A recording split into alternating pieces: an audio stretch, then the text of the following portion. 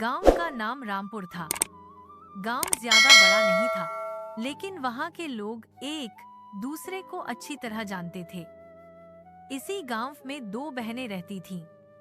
बड़ी बहन का नाम सुमन था और छोटी बहन का नाम रितिका। सुमन की जिंदगी मुश्किलों से भरी हुई थी। उसका पति पिछले कई महीनों से बीमार था। न तो मैं काम कर सकता था और न ही ज्यादा चल फिर पाता था। घर की पूरी जिम्मेदारी सुमन पर आ चुकी थी। ऊपर से एक छोटा बेटा पिंटू, जो अभी दुनिया को समझना ही सीख रहा था। रितिका की जिंदगी बिल्कुल अलग थी। उसकी शादी शहर के एक अमीर व्यापारी से हुई थी। बड़ा सा घर, नौकर, चाकर, पैसा सब कुछ था, लेकिन उसका दिल उतना ही सख्त था जितनी उसके घर की दीवारें मजबूत थीं। हर सुबह सुमन जल्दी उठती, अपने घर का काम निपटाती, पति की दवा सेट करती और फिर रितिका के घर काम पर जाती। उस दिन भी जब सुमन थोड़ी सी देर से पहुंची, रितिका ने दरवाजा खोलते ही तीखी आवाज में कहा। रितिका बोली, दीदी आज फिर देर हो गई। तुम्हें समझ नहीं आता क्या? सुबह सुबह इतने बड़े घर का काम होता है। सुमन ने नजर झुका ली और धीमी आवाज में बोली। सुमन बोली, माफ कर दो बहन, पिंटू रात भर बुखार में रोता रहा, इसी वजह से देर हो गई। मैं अभी सारा काम जल्दी निपटा दूंगी। रितिका ने बिना कोई हमदर्दी दिखाए हाथ से इशारा कर दिया। रितिका कहती है, अच्छा पहले आंगन में झाड़ू पोंछा करो, उसके बाद सारे कमरे साफ करो, घर चमकना चाहिए, फिर रसोई में जाकर बर्तन मांजना। सुमन चुपचाप काम में लग गई। आंगन साफ किया, फिर कमरे, फिर रसोई। उसके हाथ तेज चल रहे थे, लेकिन मन बहुत भारी था। उधर रितिका पलंग पर बैठकर फोन स्क्रॉल कर रही थी, जैसे घर का काम उससे कोई लेना देना ही न हो। थोड़ी देर बाद रितिका रसोई के पास आई और गेहूं की बोरी दिखाते हुए बोली। रितिका बोली, ये गेहूं देख रही हो, इसमें से सिर्फ अच्छे दाने चुनो, जो टूटे फूटे हैं, कंकड़ वाले हैं, सब अलग। मेरे घर में घटिया अनाज नहीं पकता। सुमन गेहूं चुनते चुनते मन ही मन सोच रही थी। रितिका ने कहा था पैसों के बदले अनाज दे देगी, शायद आज कुछ अच्छा मिल जाए। काम पूरा हुआ, सुमन घर जाने लगी, तब रितिका ने उसे रोका। रितिका ने बेपरवाही से कहा, रुको दीदी, ये जो बेकार गेहूं है ना, ये मेरे घर के किसी काम के नहीं, तुम ही ले जाओ, तुम्हारे घर में सब चल जाता है। रितिका ने थोड़ा सा टूटा फूटा अनाज सुमन के हाथ में थमा दिया। सुमन ने कुछ नहीं कहा, न शिकवा न गिला, बस आंखों में आंसू और हाथों में मजबूरी लेकर वो घर की तरफ चल पड़ी।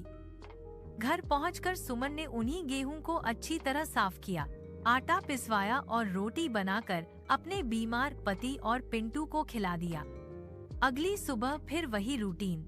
सुमन फिर रितिका के घर काम पर पहुंच गई। दरवाजा खोलते ही रितिका बोली, अरे दीदी आज तो जल्दी आ गई हो। अच्छा हुआ, आज मुझे कचौरी खाने का मन है। सुमन ने कुछ नहीं कहा। रितिका आगे बोली। रितिका कहती है, जल्दी झाड़ू पोंछा निपटाओ, फिर रसोई में जाकर कचौरी बनाना, मसाला अच्छे से पीसना, मेरे पति को स्वादिष्ट खाना पसंद है। सुमन काम में लग गई। झाड़ू पोंछा बर्तन सब निपटा कर रसोई में बैठ गई। आज उसके मन में बार बार पिंटू का चेहरा आ रहा था। उसे कचौरी बहुत पसंद थी। सुमन ने प्याज भूनी, मसाला पीसा, तेल गरम किया और मेहनत से ढेर सारी कचौरी बना दी। घर पूरी तरह खुशबू से भर गया। रितिका रसोई में आई और मुस्कुरा कर बोली। रितिका बोली, वाह आज तो कमाल कर दिया, खाना बिल्कुल परफेक्ट है। रितिका और उसका पति आराम से बैठकर कचौरी खाने लगे। सुमन दूर खड़ी सब देख रही थी। उसकी आंखों में एक छोटी सी उम्मीद थी, शायद आज पिंटू के लिए भी थोड़ी सी कचौरी मिल जाए। शाम होने पर सुमन जाने लगी। रितिका ने उसे आवाज दी। रितिका बोली, रुको दीदी, आज तुम्हारे लिए भी कुछ है। उसने एक थैला पकड़ा दिया। रितिका कहती है, कल रात के बचे हुए चावल और थोड़ी सी बासी सब्जी है, ले जाओ, घर जाकर गरम कर लेना। सुमन ने बिना कुछ कहे थैला उठा लिया और चुपचाप घर की तरफ चल पड़ी। सुमन चुपचाप घर की तरफ चल रही थी। उसके हाथ में बासी खाने का थैला था और दिल में एक बोझ। रात होने लगी थी, ठंडी हवा चल रही थी, लेकिन उसके दिल के अंदर जो थकान थी वो ज्यादा भारी थी। घर पहुंचते ही पिंटू भागकर उसके पास आया। पिंटू खुशी से बोला, माँ, तुम आ गई। मैं कब से तुम्हारा इंतजार कर रहा था। क्या तुम मेरे लिए कुछ खाने को लाई हो? सुमन ने हल्की सी मुस्कान लाने की कोशिश की और बोला। सुमन बोली, हाँ बेटा, खाना लाई हूँ। वो रसोई में गई, थैला खोला, बासी चावल और सब्जी को गरम किया।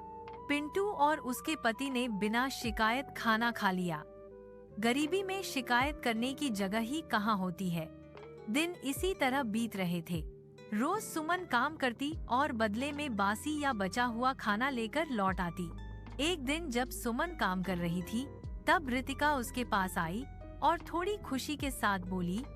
रितिका बोली, सुनो दीदी, कल तुम सुबह बहुत जल्दी आ जाना। मेरे पति को व्यापार में बहुत बड़ा मुनाफा हुआ है, इसलिए कल हमारे घर पूजा रखी गई है। बहुत मेहमान आएंगे, मुझे तुम्हारी पूरी मदद चाहिए। सुमन ने सर हिला दिया। सुमन बोली, ठीक है बहन, मैं कल सुबह जल्दी आ जाऊंगी, तुम चिंता मत करो। अगली सुबह सुमन ने और भी जल्दी उठकर अपने घर के सारे काम निपटा दिए। वो जाने के लिए तैयार हो ही रही थी कि पिंटू ने उसका हाथ पकड़ लिया। पिंटू ने प्यार से पूछा, माँ, आज तुम इतनी जल्दी कहाँ जा रही हो? तुम तो रोज थोड़ा देर से जाती हो। सुमन ने उसके सर पर हाथ फिराया। सुमन बोली, बेटा, आज तुम्हारी मौसी के घर भा प्रोग्राम है, बहुत मेहमान आएंगे, इसलिए मुझे जल्दी जाना पड़ेगा। पिंटू की आंखों में चमक आ गई।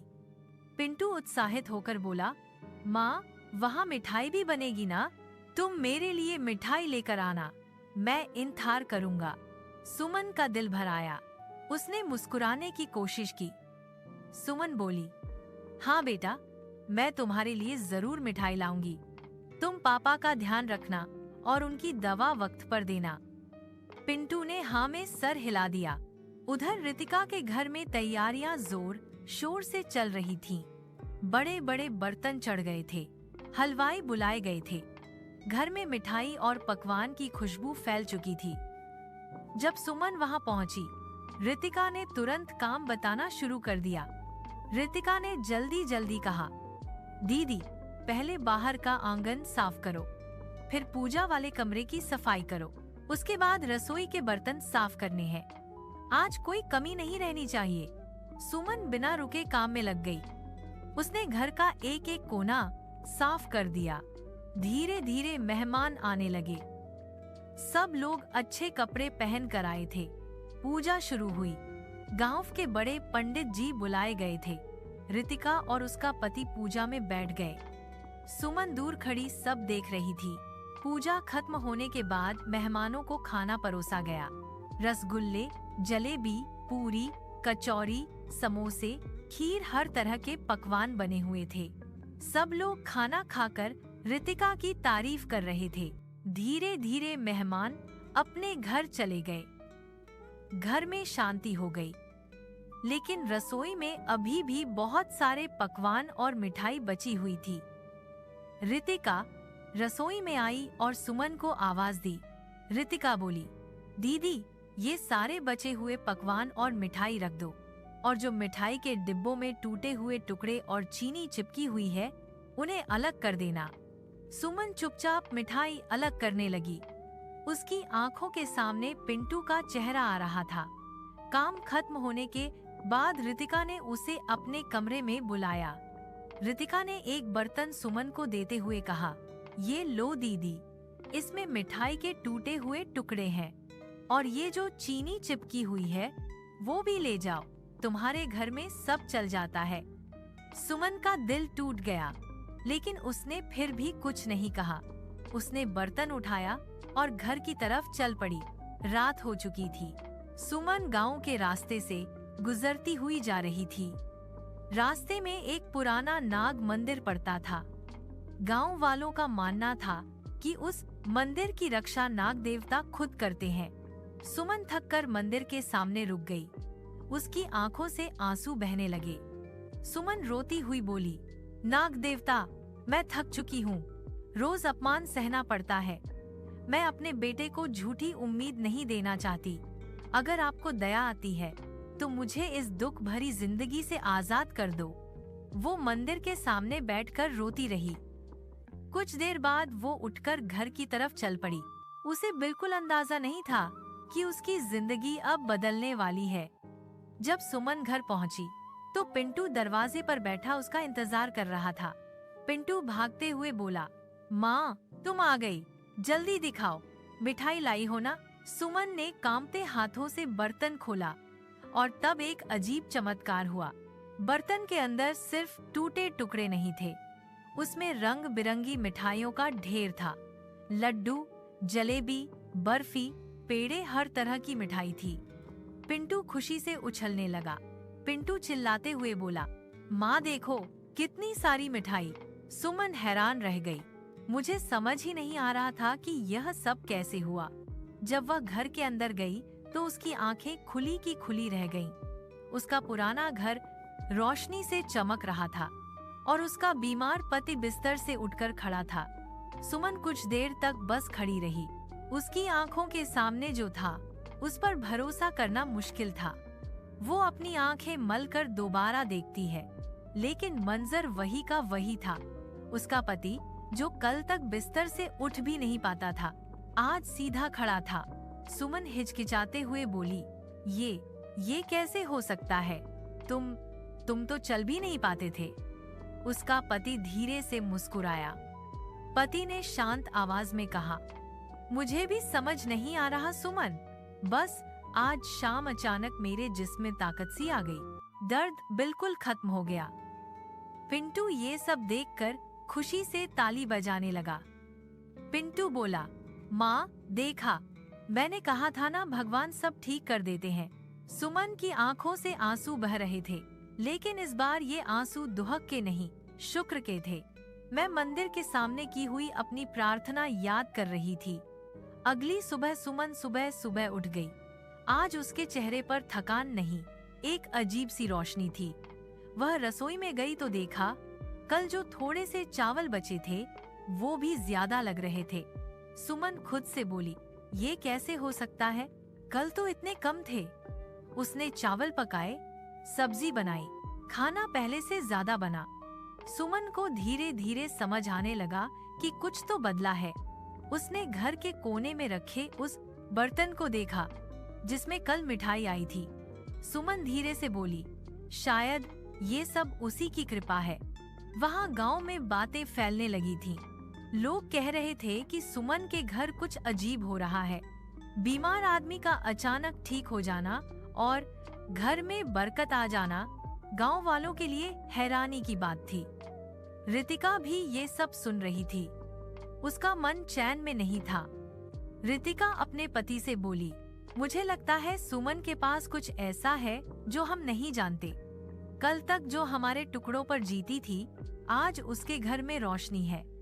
उसके पति ने लापरवाही से कहा। पति बोला, अरे गांव वालों की बातें मत सुना करो। गरीब आदमी का नसीब कभी कभी चमक जाता है। लेकिन रितिका का दिल नहीं माना। शाम को रितिका खुद सुमन के घर पहुंच गई। सुमन उस वक्त आंगन में झाड़ू लगा रही थी। सुमन ने हैरान होकर कहा, तुम यहाँ? कोई काम था? रितिका ने घर के अंदर झांक कर देखा। सफाई, रोशनी और शांति, सब कुछ पहले से अलग था। रितिका थोड़ी मीठी आवाज में बोली, बस ऐसे ही तुमसे मिलने का मन हुआ।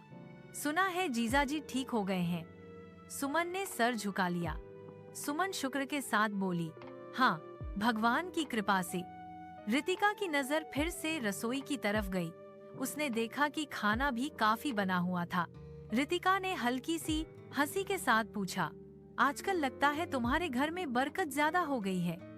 सुमन को समझ आ गया कि रितिका सिर्फ हाल चाल पूछने नहीं आई है। सुमन शांत लहजे में बोली, जो भी है ऊपर वाले का दिया हुआ है। रितिका ने कुछ नहीं कहा, लेकिन उसके मन में लालच ने जगह बना ली। उस रात रितिका को नींद नहीं आई। वो बार बार वही बात सोच रही थी, सुमन के घर की बरकत। रितिका खुद से बोली, आखिर ऐसा क्या है उसके पास? अगर मुझे पता चल जाए तो मैं भी अपनी जिंदगी बदल सकती हूँ। अगली सुबह उसने फैसला कर लिया। मैं फिर से सुमन के घर आई, इस बार थोड़ी चिंता दिखाते हुए। रितिका ने दिखावा करते हुए कहा, दीदी, मुझे कल रात से अजीब सी बेचैनी हो रही है। मन बिल्कुल शांत नहीं। तुम किसी पंडित या देवता के बारे में जानती हो जो मदद? सुमन ने उसकी तरफ देखा। वह समझ रही थी कि रितिका किस रास्ते पर चल रही है। सुमन धीरे से बोली, मैंने कुछ खास नहीं किया, बस सच्चे दिल से प्रार्थना की थी।